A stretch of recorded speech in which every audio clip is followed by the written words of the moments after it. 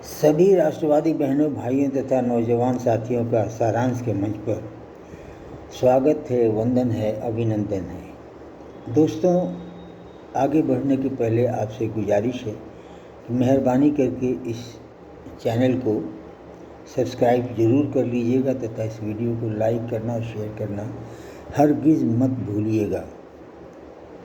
इसके लिए हम आपके आभारी रहेंगे। जय श्री राम। तो दोस्तों, आज की वीडियो का विषय है सनातन धर्म के कांवड़ियों की शुचिता एवं पवित्रता।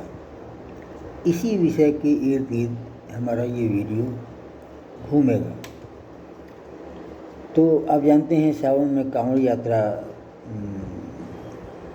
हो रही है, चल रही है, और इस बार उत्तराखंड सरकार और उत्तर प्रदेश सरकार दोनों ने मिलकर एक आदेश जारी किया है कि खाद्य पदार्थ बेचने वाले जो लोग भी हैं, जो इस कांवड़ यात्रा के मार्ग में पड़ते हैं, उन्हें अपना QR कोड सामने में डिस्प्ले करना होगा, बिल्कुल सामने में। ऐसा नहीं कि खाना पीना खा लिए उसके बाद जब पेमेंट करना हुआ तो कोई आदमी QR कोड दिखला रहा। No, not. QR कोड अपना सबसे फ्रंट पे डिस्प्ले करना होगा। इस हवाले से मैं यह भी आपको स्मरण करा दूं कि उत्तर प्रदेश सरकार ने पिछली बार भी इसी शुचिता के उद्देश्य से एक आदेश जारी किया था कि हर आदमी को, हर दुकान को, खास करके होटल वाले को, दुकान के मालिक का नाम, मैनेजर का नाम, परोसने वाले का नाम तथा खाना पकाने वाले का नाम सब कुछ डिस्प्ले करना होगा आगे।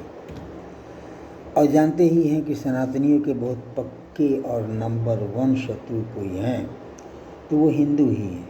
हाँ, ऑफ कोर्स, सेकुलर हिंदू हैं।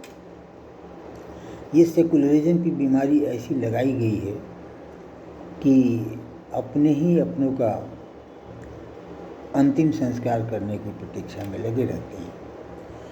तो हुआ यूँ दोस्तों कि सब लोगों ने एक आवाज़ उठाई कि भाई, आप किसी को आइडेंटिटी डिस्क्लोज करने के लिए कैसे मजबूर कर सकते हैं।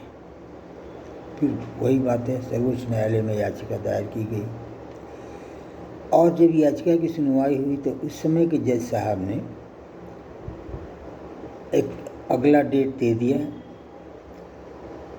जबकि ये कांवड़ यात्रा संपन्न हो जानी थी, और इंटरिम ऑर्डर भी दे दिया कि मामले की सुनवाई तक ये सरकार का ये आदेश स्टे किया रहेगा। तो उनका पर्पस तो सॉल्व हो गया, बिकॉज सुनवाई का डेट ही रखा गया था सावन महीने के बाद में। तो जो वो लोग चाहते थे कि सरकार का आदेश जो है सो प्रभावी ना हो, सो सुप्रीम कोर्ट ने कर दिया ऐसा। दोस्तों, सर्वोच्च न्यायालय के प्रति भी पूरा सम्मान के साथ ये कहना पड़ता है कि एक बहुत लंबा दौर, लगभग 10 वर्षों का ऐसा गुजरा है जिसमें कि ऐसा प्रतीत होता है, और ये बात बहुत लोगों ने कही कि ये न्यायपालिका जो है वो नहीं चाहती है कि सरकार काम करे, इसलिए कि सरकार कोई भी निर्णय लेती है तो उस पर एक रिट फाइल हो जाता है और कुछ ऑर्डर भी पास हो जाता है। बल्कि बात ये भी होने लगी थी कि अगर ऐसा है तो फिर एग्जीक्यूटिव बॉडी की कोई ज़रूरत नहीं, जुडिशियरी ही चलाए इस देश को। ये विद्वान लोगों के बीच के बहस की बात मैं आप लोगों के रेफरेंस के लिए, सहज संदर्भ के लिए मैं बता रहा हूँ। तो ये स्थिति थी, ऐसा इन लोगों का निर्णय हो रहा था। इधर जब से खास करके गवई साहब मुख्य न्यायाधीश नियुक्त हुए हैं, तब से ये न्यायालय, सर्वोच्च न्यायालय जो है, सरकार की तरफ भी कुछ पॉजिटिव उसका एटीट्यूड हुआ है और हिंदुओं के प्रति भी मुकदमे को सुनती है न्यायालय, और कोशिश करती है, ऐसा लगता है कि हिंदुओं का कोई नुकसान ना हो, लेकिन संविधान से कोई समझौता नहीं। ये एटीट्यूड लगभग इन लोगों का है। अब दोस्तों, आगे बढ़ने के पहले मूल विषय पर मैं एक बात रखना चाहता हूँ। ये बात सुप्रीम कोर्ट की लॉयर नाजिया इलाही खान की एक टीवी इंटरव्यू में दिए गए वक्तव्य को कोट करना चाहूँगा, उसकी इजाज़त चाहूँगा। उसमें उन्होंने कहा था कि भाई एक बात आप साफ बताइए ईमानदारी से कि क्या आप किसी हिंदू के होटल में रमज़ान का इफ्तार करना पसंद करेंगे, रोज़ा खोलना पसंद करेंगे या रोज़ा खोलेंगे? जवाब होगा बिल्कुल नहीं, क्योंकि वो झटका और हलाल का कुछ चक्कर है। और ये भी बहुत संभव हो सकता है कि हिंदू है तो सूअर का मांस भी उनके यहाँ पकता हो। तो जब आप अपनी शुचिता के लिए, अपनी पवित्रता के लिए उनके यहाँ जब नहीं चाहेंगे, तो उन लोगों को आप क्यों कंपेल कर रहे हैं कि हम आपके साथ फ्रॉड करें और आपको धोखे से, झूठ से सही, उसी बर्तन का खाना खिलाएं जिसमें हम गो मांस पकाते हैं? ये कहाँ का इंसाफ है? लेकिन दोस्तों, सच्चाई, इंसानियत और इंसाफ से बहुत कम लोगों को मतलब होता है। खैर, ये मामला बहुत स्पष्ट है, ऑन दी ग्राउंड भी बहुत साफ है बात। तो अब मैं एक बात और जो कहना चाहता हूँ था कि सुप्रीम कोर्ट की एटीट्यूड में जो परिवर्तन आया है, जो चेंज आया है, उसका एक कारण ये भी है दोस्तों, सोशल मीडिया।